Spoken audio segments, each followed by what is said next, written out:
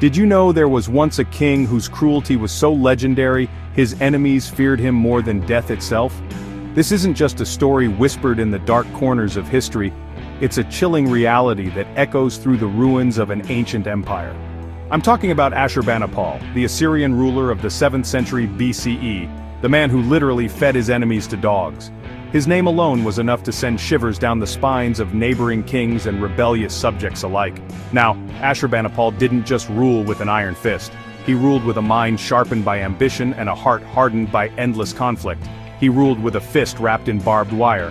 His reign was a masterclass in psychological warfare, where terror was as much a weapon as the sword. If you rebelled against him, you weren't just risking your life. You were gambling with your very soul, as Ashurbanipal's punishments were designed to haunt survivors and witnesses for generations. You were risking an ending so gruesome, it's hard to imagine, unless you look at the records he left behind.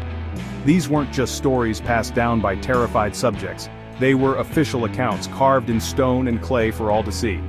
In his own inscriptions, Ashurbanipal brags about his justice.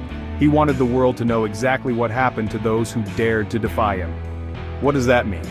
Well, for starters, he talks about flaying rebels alive. Yep, peeling their skin off while they were still breathing.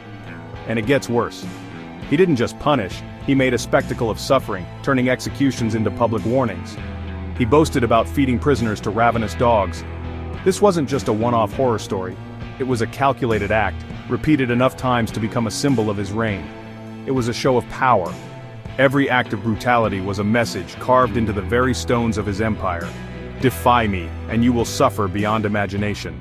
Imagine being paraded through the city, knowing you were about to become a feast for the royal hounds, while crowds, and worse, soldiers, laughed at your misery. The terror wasn't just in the act, but in the anticipation, the humiliation, the utter helplessness. The evidence isn't just in his writings. Archaeologists have uncovered chilling proof in the very walls of his palaces, where the stories of his cruelty are immortalized in stone. His palace walls were decorated with reliefs, these grand stone carvings, showing dogs literally tearing human limbs apart. These weren't just decorations, they were warnings, reminders of the king's absolute power. And the Assyrian soldiers in the background? Sometimes they're shown grinning, even laughing. The message was clear.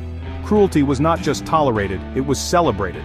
Ashurbanipal wanted everyone, his people, his enemies, and us, thousands of years later, to know just how far he'd go to crush anyone who opposed him. His legacy was built on fear, and he made sure it would never be forgotten.